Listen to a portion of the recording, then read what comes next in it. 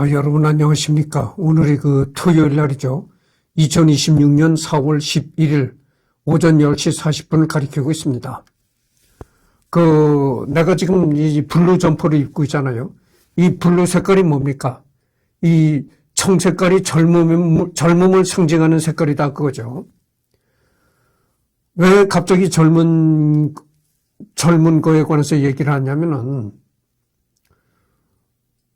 영노화라는 그런 연구가 진행되고 있거든요. 영노화. 그러니까 거꾸로 되돌린다 그죠. 늙은 사람을 젊은이로 되돌린다 겁니다. 그러니까 예전에는 노화를 자연적인 현상이다 그렇게 생각했던 말이죠. 노화라는 것은 질병이 아니고 자연적인 현상이라고 그렇게 생각했단 말이죠. 근데 요즘엔 노화도 질병이다. 그죠? 노화가 자연적인 현상이 아니고 노화도 하나의 늙어가는 것도 하나의 질병이라는 겁니다. 노화도 질병이라는 차원에서 이제 연구를 하고 다룬다 이거죠. 내가 누굽니까?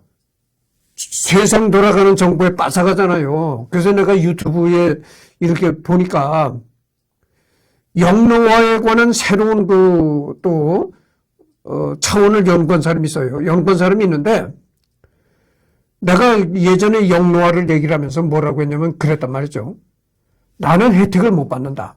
나는 혜택을 못 받지만 이제 지금 태어나는 초등학생 정도의 애들은 혜택을 받을 것이다. 이런 얘기를 했단 말이죠. 근데 이 영노화가 10년 내에 실행이 될 수 있다는 얘기입니다. 그러니까 10년 내에 실행이 된다는 얘기는 뭡니까? 나도 혜택을 받을 수가 있다 이런 얘기죠. 그러니까 나도 이렇게 영노화. 단순히 그렇게 생명만 연장시키는 게 아니라 그러니까 골골하면서 나이를 먹어가는 것이 아니라 진짜 활기차게 젊음으로 영노화라는 거죠. 그러니까 젊음으로 되돌아간다는 얘기죠. 그래서 늙으면 사람이 주름살도 지고 얼굴에 이렇게 피부가 안 좋아지잖아요. 근데 늙어도 지금 현재 얼굴에 주름살이 있고 이런 사람도 영노화라는 거죠. 30대 젊은이 얼굴처럼 이렇게 포동포동하게 된다 이거죠. 그리고 질병도 없어지고 활기차게 그렇게 된다는 얘기잖아. 그러니까 이제 영노화가 되면 이제 인간 수명이 물론 길어지잖아요. 인간 수명이 길어지니까 지금보다도 인간 수명이 훨씬 길어지니까 지금 인구 소멸이네 인구가 줄어서 야단하잖아요. 그러니까 인구 소멸도 막을 수가 있는 겁니다. 사람 수명이 늘어나니까. 그러면 늙은이가 늙은이만 살면 어떻게 되느냐. 경제 활력이 떨어진다 그죠. 늙은이들이 젊은이처럼 일을 그렇게 많이 못 하잖아요. 그게 아니다 그죠.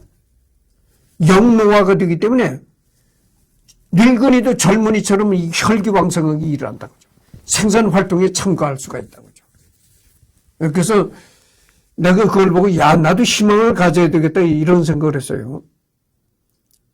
10년 내에 실행이 될 수 있다 이런 어느 영노화를 연구하는 학자가 그런 얘기를 한 게 유튜브에 나왔더라고. 10년 내에 10년 내에 영노화 과학기술이 적용될 수 있다 이런 얘기죠. 그러니까 나도 혜택을 받는 거 아닙니까? 그래서 예전에도 내가 얘기를 했지만 인간 수명이 평균 수명이 누구나가 다 200살 정도까지는 살 수 있는 그런 시대가 도래할 것이다 이런 얘기를 했는데 그 학자 말을 들으면은 나도 그런 혜택을 볼 수가 있겠더라니까. 영노화. 예전에는 노화를 자연적인 현상이다 이렇게 생각했단 말이죠. 자연이다. 자연적인 현상이다. 이제는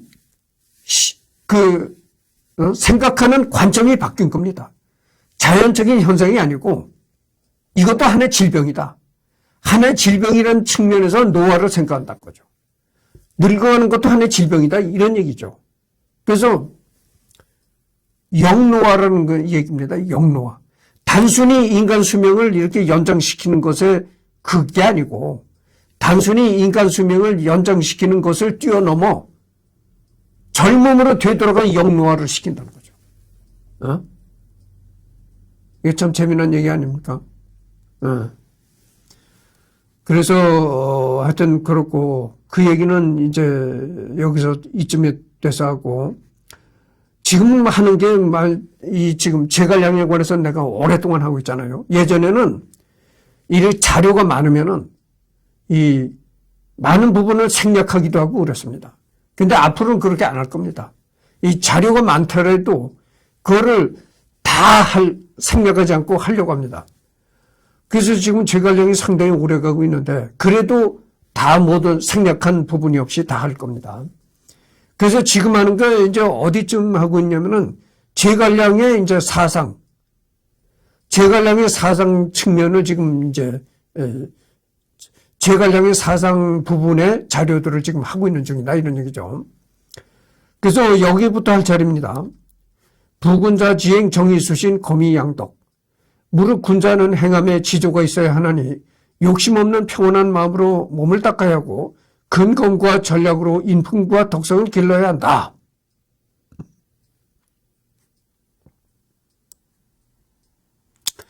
이 군자라는 용어가 지금은 군자라는 말을 잘 안 쓰잖아요. 근데 이 군자라는 용어가 어디에서 많이 등장하느냐면은 공자 말씀에 뭐 노노라든가 이런 데서 군자라는 용어가 많이 등장합니다. 군자라는 건 뭐냐면은 도덕과 지식과 이런 걸 겸비한 아주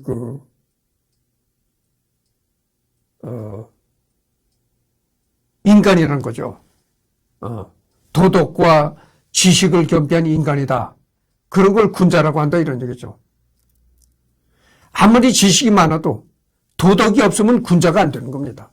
그리고 아무리 도덕이 출중하다 해도 지식이 없으면 군자가 안 되는 겁니다. 그러니까 도덕과 지식이 플러스가 될 때 그런 사람이 군자다 이런 얘기죠. 그래서 요즘에 군자라는 용어는 잘 쓰질 않는데 방금 전에도 내가 얘기를 했지만 이 군자라는 용어는 공자의 논어에 이런 그 군자라는 용어가 등장합니다. 비단박 무의명지 비영정무 이치원 단박하지 않은 마음으로는 자신의 뜻을 명확하게 밝힐 수 없고 바깥 것에 흔들리는 마음으로는 원대한 목표에 이를 수 없다.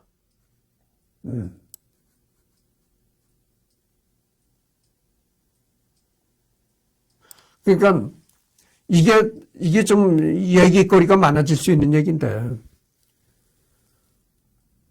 어떻게 보면 이게 철학적인 얘기예요.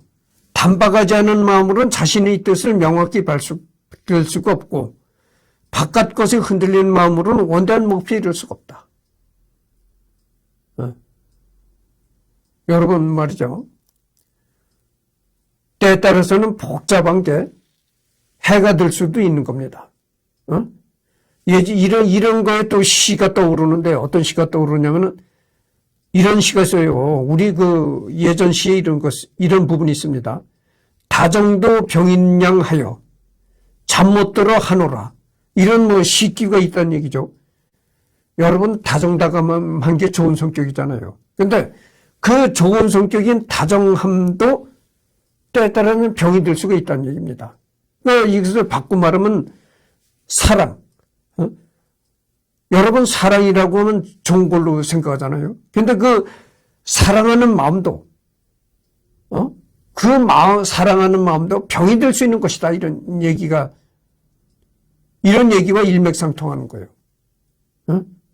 그래서 이게 참 철학적인 얘기라고 내가 방금 전에 얘기를 했잖아요. 우리 속담에 또 이런 얘기 했어요. 모르는 게 약이다. 그런 말이 있거든. 너무 많이 알려고 하지 마라. 아는 것이 병이다.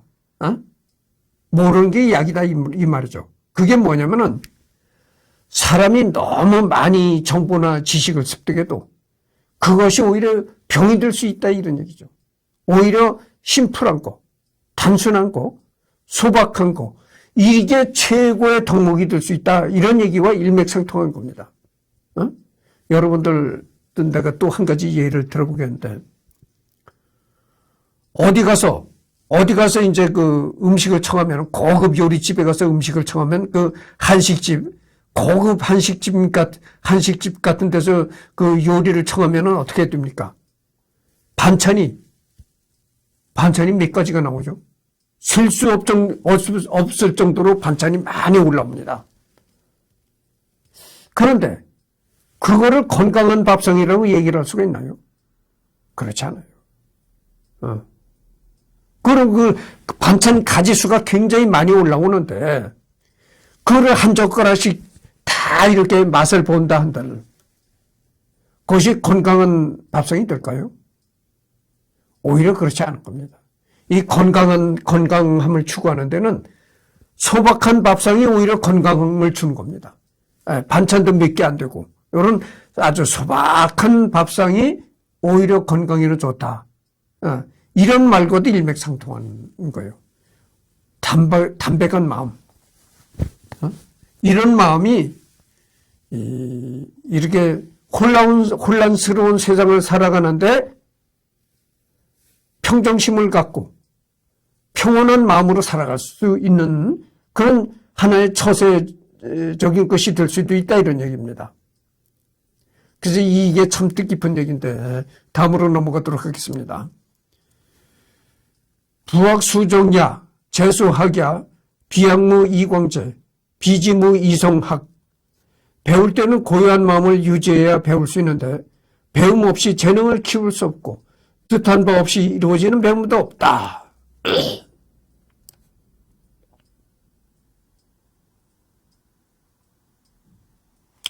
예전에 내가 그 속담 박사라고 했잖아요. 예전에 그 우리 마을에 그 어르신이 이런 얘기를 한 적이 있어요. 공부를 잘하려면은 먹고 사는 걱정을 하지 말아야 된다. 이렇게 얘기한 사람이 있어요. 그러면 예를 들어서 지금 어느 대학에서 뭐 수석 합격을 했다. 수석 졸업을 했다. 이런 애들이 수석으로 뭐 어느 대학에 합격하고 수석으로 또 졸업했다. 이런 애들이 먹고 사는 걱정을 하고 맨날 어디 뭐 햄버거 집에 나가서 아르바이트에 열중하고 이랬을까요? 그런 애들은 물론 그렇게 이 아르바이트에 열중하면서도 공부 잘하는 애들이 있긴 있어요. 그러나 그건 나는 극소수라고 봅니다. 아르바이트나 이런 데 먹고 사는 문제에 사람이 집중하게 되면요. 공부를 못하는 겁니다. 내가 코나 때 그 마을 어르신들이 했던 말이 정말 진리입니다. 진리라고 할 수가 있어요. 이 사람이 먹고 사는데 급급하고 먹고 사는데 정신이 쏟아지다 보면 공부를 못하게 되는 겁니다. 그래서 이 공부에 집중하려면은 공부를 잘하려면은 이 먹고 사는 걱정을 하지 말아야 돼요. 사람이 먹고 사는데 정열을 쏟고 먹고 사는데 신경을 쓰다 보면 학문을 못하게끔 되어 있는 겁니다. 그래서 여러분들 초등학교 시절에는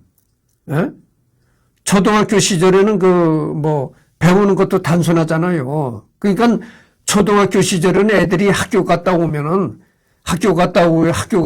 오면 너 집안일 뭐 해라. 이렇게 시켜도 됩니다.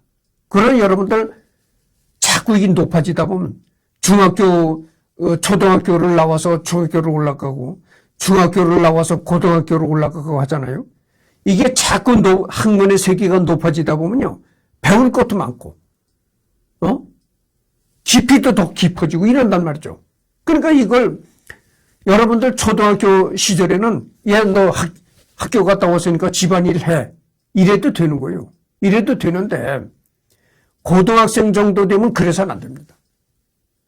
학교 갔다 와도 네가 하는 공부나 열심히 해. 이렇게 해야 되는 거예요. 그래야 걔가 공부를 제대로 하는 거지. 학교 갔다 와가지고 해가지고 체크방도 주고, 예, 너 집안일 해. 부모 일을 도와. 이렇게 되면은 애가 공부를 할 수가 없는 겁니다. 어? 과목도 많아지고, 또 깊이도 깊어지는데, 배워야 할 분량이 상당히 많아지는 애 보고 학교 공부만 해서 그 성적이 나오겠어요? 안 나오지. 근데 학교 갔다 와서 얘 너 집안일을 하면 되겠어요? 안 되지.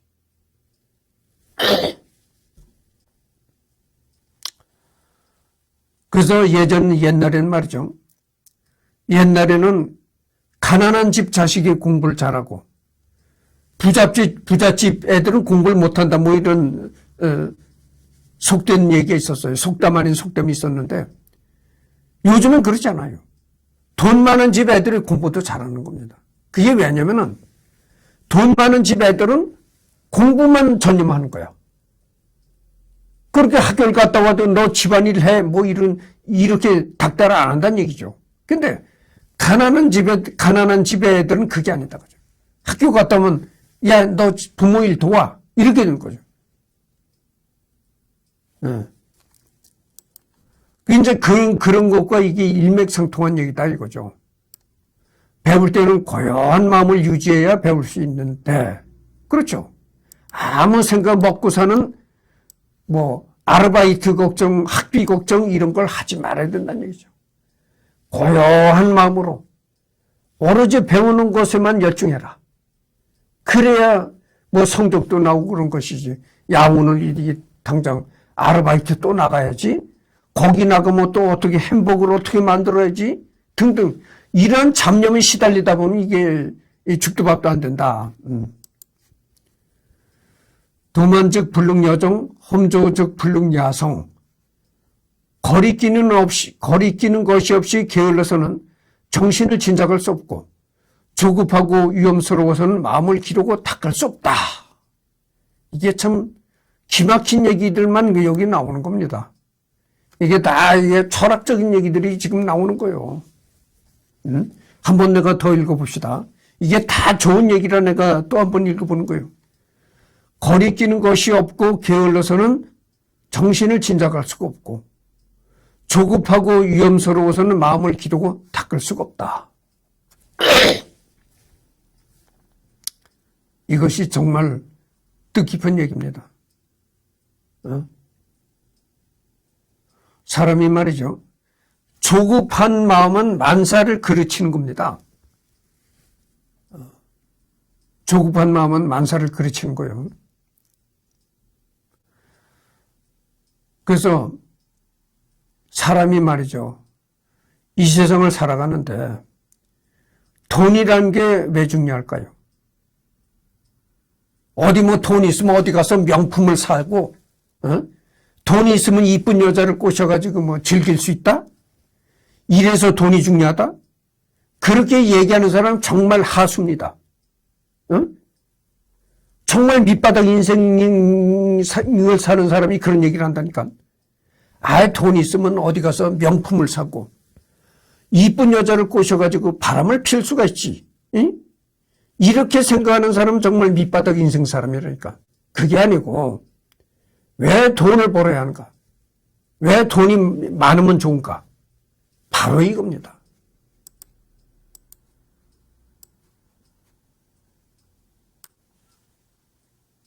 바로 이것 때문에 돈을 벌어야 한다는 얘기예요. 돈이 있으면 마음이 조급해지지 않는 겁니다. 마음이 여유가 생기는 거예요. 마음의 여유를 갖기 위해서 돈을 번다 이렇게 생각하는 사람은 정말 고단자입니다. 고단자. 그런데 여자 꼬시려고 돈을 번다. 명품 사려고 돈을 번다 이렇게 얘기하는 사람은 정말 밑바닥 인생이다고요. 정말 고수는 이런 얘기를 하는 겁니다. 마음의 여유를 갖기 위해서 돈을 벌어야 되는데 이런 얘기를 하는 사람은 정말 고수입니다. 돈이 많은 사람은요. 마음이 조급해지지가 않아요. 응? 마음이 조급해지지가 않는다. 여유. 항시 마음의 여유를 가질 수가 있다는 얘기죠. 그런데 돈이 없다 보면요. 마음이 조급해지는 겁니다. 어. 그래서 이 돈이라는 게 그래서 중요한 거죠. 마음의 여유를 가져다 주는 게 바로 돈이다 이런 얘기예요. 어? 마음의 여유가 있는 사람은 시를 논하고 시를 읊을 수가 있고 음악을 들을 수가 있어요. 내가 음악광이잖아요. 근데 마음의 여유가 없는 사람은 어떻게 됩니까? 마음의 여유가 없는 사람은요. 시를 읊을 수가 없어요. 음악을 들을 수가 없습니다. 시를 읽는다고 해도 감동이 옵니까? 안 와요. 어? 예를 들어서 당장 내 집에 빨간 딱지가 붙어 빚쟁이들이 들이닥쳐. 어? 빚쟁이들이 들이닥쳐가지고 이 새끼 나와. 너 이승열이 이 새끼 너 빚 안 갚았지? 내 돈을 갖다 쓰고 너 빚 안 갚았지? 어? 막 이 등치가 있던 말이야. 어? 깡패 같은 사람들이 와가지고 이승열이 이 새끼 돈 갚아. 이렇게 되면 어떻게 될 거예요? 시를 읽을 수 있는 마음의 여유가 없는 겁니다. 음악을 들을 수 있는 마음의 여유가 없는 거예요. 내가 이승열이는 돈이 없잖아요. 돈이 없지만 정기적으로 뭐 많은 돈은 받는 건 아니지만 정기적으로 생활비를 받는다 이거죠. 그리고 내가 또 먹여 살려야 하는 가족도 없잖아요. 그러니까 뭐 많은 수입이 많지는 않지만 이래서 내가 그 정신적인 여유를 갖는 겁니다. 그래서 정신적인 여유를 갖기 위해서 돈을 벌어야 한다. 이렇게 얘기하는 사람은 정말 고수입니다. 근데 아까도 얘기했지만 방금 전에도 내가 얘기를 했지만 돈을 벌어서 뭐 바람을 피우려고 돈을 번다. 이렇게 얘기하는 사람은 정말 하수입니다. 그래서 여기 나오는 얘기들이 다 이 참 되새겨 볼 만한 얘기들이 지금 나오는 겁니다.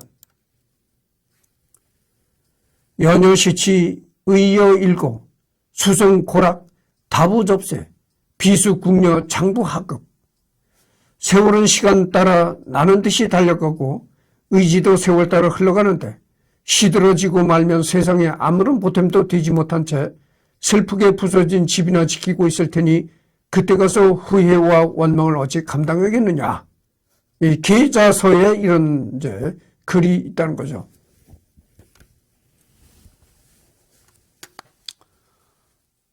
한편 무후사 그 안에서 본 삼국지 신화사의 50번째 챕터와 제갈량 평전은 제갈량의 계자서에 대해서 설명하고 있는데 여명협 교수에 따르면 단박과 영정이라는 어휘는 비록 단어는 달라도 고요함을 위주로 하는 도교 사상과 같은 상징성을 가지고 있다고 한다.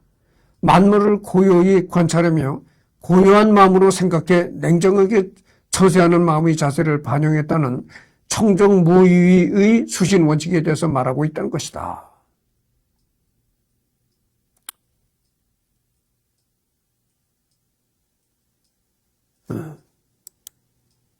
그래서 이제 여담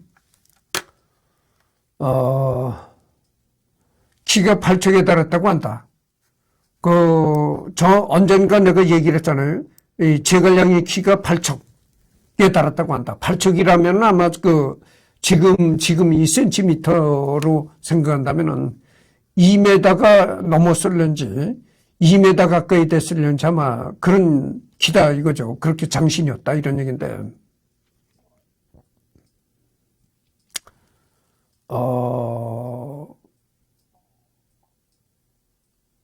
이것이 말이죠.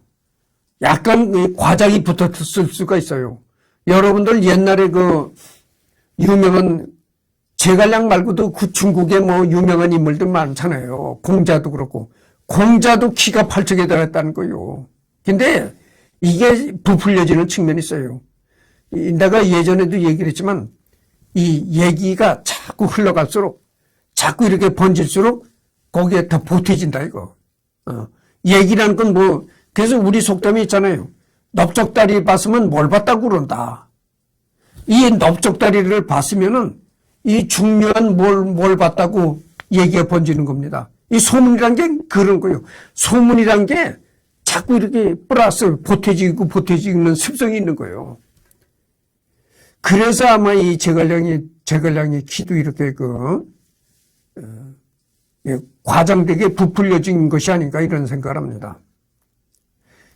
그래서 예전에 훌륭한 유인들을 보면 다 이렇게 키가 크대. 이것이 부풀려진 얘기도 있다. 이런 걸 말씀드립니다. 중국인도 동양인이잖아요. 동양인이 발척이다. 그리고 요즘 사람도 아니고. 서기 200년대에 동양인으로서 발척이다? 이거는 대부분 부풀려진 얘기일 수가 있는 겁니다. 그렇다는 걸 우선 참고적으로 말씀드립니다. 그리고 내가 전번 시간에도 얘기를 했지만 미국의 링컨 대통령이라고 있어요. 여러분들 링컨 대통령이 유명하잖아요. 링컨 대통령이 학력이 국민학교 졸업인가 그래요. 초등학교 졸업인가 그런데 독학을 했다고 그러죠. 근데 링컨 대통령이 말랐어요. 체격이 마르고 키가 큰 그런 사람이었었는데 그리고 여기 구렛나룻이 이렇게 톱스루하게 수염이 났던 그런 털보 대통령이었었는데 이 링컨 대통령이 뭐라고 한 줄 아십니까? 이 미국 역사상 링컨 대통령이 위대한 대통령이라고 꼽히잖아요. 링컨 대통령이 이랬다는 거야. 사람 키라는 것은 걸어갈 때 어깨가 땅에만 닿지 않으면 된다. 이렇게 얘기를 했다는 거예요. 그러니까 여러분들 그렇게 아시기 바랍니다. 소설 삼국지연의에서는 구척인 관우, 십척인 여포, 팔척인 장비 등 키가 큰 인물이 많이 등장하지만 정사에서 큰 키가 언급된 경우는 드물다. 여기 나오잖아요. 이게 삼국지연의가 뭡니까? 이게 정식으로 기록된 역사가 아니고 하나의 가짜가 많이 들어간 소설이다 그죠. 소설. 창작 소설이다 그거요. 거기 보면은 그렇게 창작 소설에 보면은 삼국지에 나오는 인물들이 다 이렇게 구척이었다 이거죠. 관우가 구척이고 여포는 십척이고 장비는 팔척이었다. 등 키가 큰 인물이 많이 등장하지만 정사에서 큰 키가 언급된 경우는 드물다 이런 얘기죠. 여러분들 정사란 건 뭡니까? 신뢰할 수 있는 정식으로 기록된 역사 이런 걸 정사라고 하잖아요. 이를 신뢰할 수 있는 정식으로 기록된 역사가 뭡니까? 궁중에서 기록된 역사라든가 이런 걸 이제 정사라고 하는 거죠. 이 정사에서는 큰 키라는 게 나온 얘기가 없다 이런 얘기죠. 제갈량이 키가 발척에 달았다는 이런 얘기가 나온 게 없다 이런 얘기예요.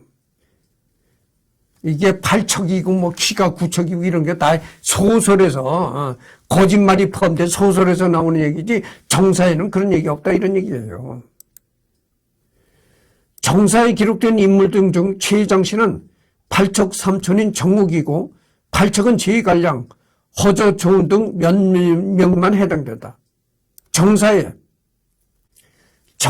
기록된 인물들 중에서 최고 장씨는 이 발척 삼촌인 정욱, 그 다음에 발척인 제갈량, 그 다음에 허저, 조은 그 몇 명에 해당된다 그죠. 근데 내가 생각했을 때 이 정사도 우리가 정사라고 해서 100% 신뢰할 수 있는 건 또 아닙니다. 그렇잖아요. 이 서기 200년대고 동양 사람은 체구가 작다. 이런 거를 이런 가정하고서 생각해 봤을 때 이 제갈량도 지금 센티미터로 말하면은 한 188 그 정도뿐이 안 됐을 거라고 생각을 해요. 190이 못 넘어갔을 거라고 생각을 해요. 그게 왜냐면은 지금도 188이라면 벌써 사람 걸어가는 거 보면 상당히 커 보이잖아요. 근데 서기 200년대라면 말이죠. 188이라면 완전히 거인인 겁니다. 굉장히 드물어요. 굉장히 드물다 이거죠. 그러니까 상대적으로 그렇게 커 보이는 거야. 상대적으로 엄청나게 커 보이는 거야. 그렇게 큰 사람이 없는 세상인데 그렇게 한 188 정도 되니까 어마어마하게 커 보이는 거지. 그러니까 이렇게 구척이 그렇게 기록될 수가 있다 이런 얘기입니다. 그러니까 지금으로 말하면 제갈량의 키가 한 185에서 188 그 정도뿐이 안 됐을 거라고 생각해요. 이보다 작으면서 큰 키가 묘사된 인물의 경우 7척 5천, 유비 7척 7천 태사자 등이 있다. 즉 제갈량은 당대 기준으로 키가 굉장히 큰 사람으로 보인다. 진수는 제갈량전에서 제갈량은 어려서 빼어난 재주와 영혼이 그릇이었고 키가 팔뚝의 용모가 매우 훌륭하여 그 당시 사람들이 뛰어난 인물로 여겼습니다라고 서술한 바가 있다. 삼국 지연의에서는 흰 부부의 입술이 붉었으며 자태는 신선과도 같았고 묘사하는데 흰 피부와 붉은 입술은 미인을 상징하는 용어이며 신선 같은 외모는 절세 미남을 상징하는 단어다. 이처럼 창작물에서 제갈량을 미남으로 묘사하는 경향은 현대까지 이어져 고우영 삼국지나 이충호 삼국지 같은 일부 창작물들에서는 마치 여성과 같은 외모로 묘사되기도 한다. 삼국 전투기 여자 제갈량처럼 성별이 진짜로 바뀌어서 그려진 경우도 있다.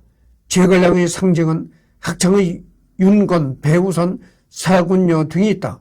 이런 이미지는 이미 동진 시기부터 있었던 듯한데 동진 시기 지인 소설인 어림과 태평어람, 인용촉서에는 사마이가 제갈량과 위수에 대치하면서 사람을 보내 제갈량을 살펴봤는데 제갈량은 흰수리를 타고 갈건을 쓰고 학우선을 든 채 삼군을 쥐하여 중군이 그에 따르니 사마이가 감탄하여 가의 명사라 이를 만하다라고 한 기록이 있다. 이를 볼 때 제갈량의 외양 묘사는 삼국지연의보다 이른 시점에 확립되었던 것으로 보인다. 헌재와 생물년이 동일해서 181년 출생 234년 사망이다. 대본의 삼국지는 황건적의 난으로 시작해서 제갈량의 사망으로 끝난다. 국내에서는 지혜, 책략가의 상징과도 같은 인물로 그의 이름은 보통 명사화되어 불린다. 보통 지략이 뛰어난 인물이 있으면 그 인물이 성을 붙여서 X갈량 또는 이름만 따서 제갈X로 부르는 식, 그리고 파도 모양 모자와 부채는 그의 상징이다. 그래서 이제 제갈량이라고 하면은 이제 지혜가 있는 자, 그다음에 책략가다, 이런 상징이 묻는다는 거죠. 살아생전 활발히 집필 활동을 했다. 그의 병법을 수집해 274년에 진수가 편찬한 병법 24편 혹은 제갈량 집이라 불리는 저서도 있었으나 애석하게도 대부분이 소실되었다. 현재 전하는 것은 명문으로 칭송받는 전후 출사표, 제갈량의 저서로 알려져 있으나 위진 남북조 시대에 한 번도 언급된 적이 없다 하여 지은이 여부에 논란이 있는 장원, 병법 24편에 속하거나 혹은 그 외의 병법이라고도 여겨지지만 장원과 마찬가지로 제갈량이 저술했는지에 대한 지은이가 불분명한 변의심 6제 그리고 태평어람 등에 남은 일부 문집과 그가 지인들과 나누었던 편지 정도와 집본 제갈량집으로 현재 남은 집본 제갈량집은 청나라 시대의 인물 장주가 제갈량의 남은 문장 평의 16책과 장원, 제갈량과 관련된 일화 등을 모은 책이다.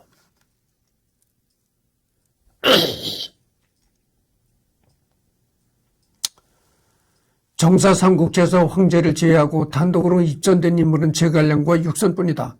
단 정사삼국지 오주서 육선전은 입전은 육선 단독이긴 하지만 실제 서술은 육선의 차남 육항의 서술도 꽤 들어가 있다.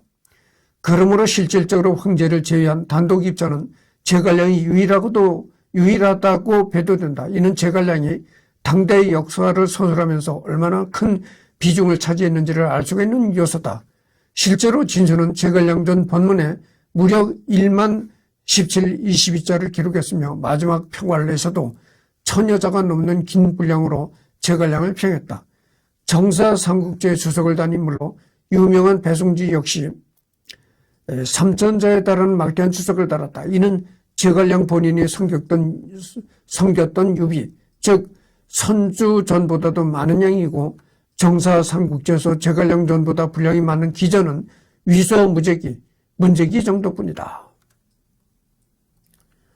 후출사 표현은 몸이 부서질 때까지 노력하고 죽음에 이르도록 온 정성을 다하겠다는 뜻이 국궁진추의 사이 후이라는 말이 나오는데 뒷날 유교 문화권에서 제갈량의 삶을 압축하는 문장이라 여겨져 유명한 표현이 됐다. 이는 훗날 강희제나 정원라이도 좌명으로 삼았다. 기록상 과로서가 의심되는 인물이다. 초주와 대립했다는 인상이지만 초주가 본격적으로 북벌을 반대하기 시작한 시점은 제갈량 사후이며 제갈량 집권기에 북벌을 반대한 기록은 전하지 않는다. 제갈량과 조추의 기록에 대해서는 제갈량이 초주의 용모를 보고 비웃은 기록 정도가 전한다. 소강호에서는 당시 사천성 사람들이 제갈량을 기리기 위해 1000년이 넘도록 머리에 흰띠를 둘렀기에 다른 지방 사람들과 구분이 되었다고 나와 있다. 또한 사천 지방 사람을 구분하는 방법이 있는데 사천 분주보다 하복 분주가 낫다는 말과 제갈량은 얼간이다는 말을 하면 사천 사람들을 못 참고 뛰쳐나와서 싸운다고.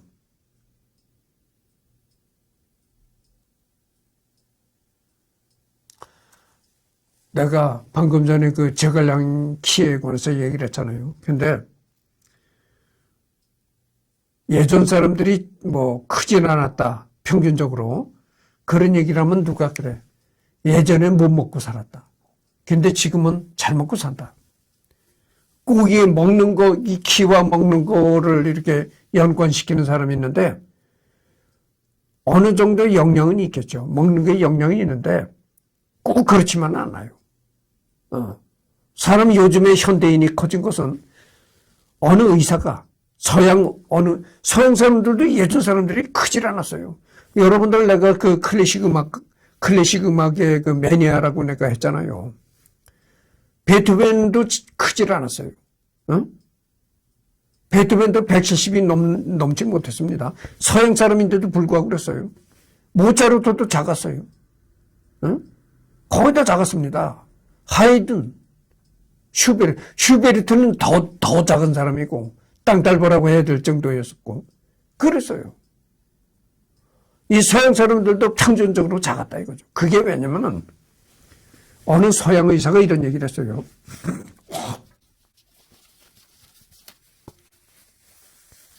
현대에 들어서 사람 체격이 커진 거는 서양 사람이고 한국 사람이고 간에 현대에 들어와서 체격이 커진 겁니다.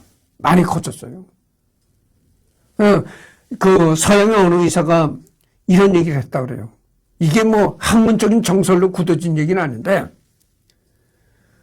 여러분들 그 항생제 페니실린 아시잖아요? 페니실린. 인류가 항생제 페니실린을 사용하고서부터 인간의 체격이 커졌다. 이렇게 가설을 이렇게 그 얘기한 서양의 어느 의사가 있어요. 그게 뭐 학문적인 정설로 굳어진 건 아니지만 학문적인 정설로 그 검증이 된 얘기는 아니지만 어쨌든 간에 그렇게 얘기한 의사가 있다는 거죠. 그러면 그 의사가 뭐 함부로 그런 얘기를 했겠어요? 어느 정도 자기가 연구한 그런 걸 바탕으로 그런 얘기를 했을 거라고 생각합니다. 그래서 그 의사가 얘기한 게 정설로 굳어진 건 아니지만 어쨌든 간에 그렇게 얘기한 사람이 있다는 거죠. 인간이 이 페니실린을 사용하고서부터 체형이 조금 차츰 커졌다 이런 얘기죠. 그래서 오늘에 이르렀다 그런 얘기입니다. 뭐 하여튼 그런 얘기가 있다는 걸 참고로 아시고 지금 39분을 경과했습니다. 그래서 다음에는 여기서부터 하도록 하겠습니다.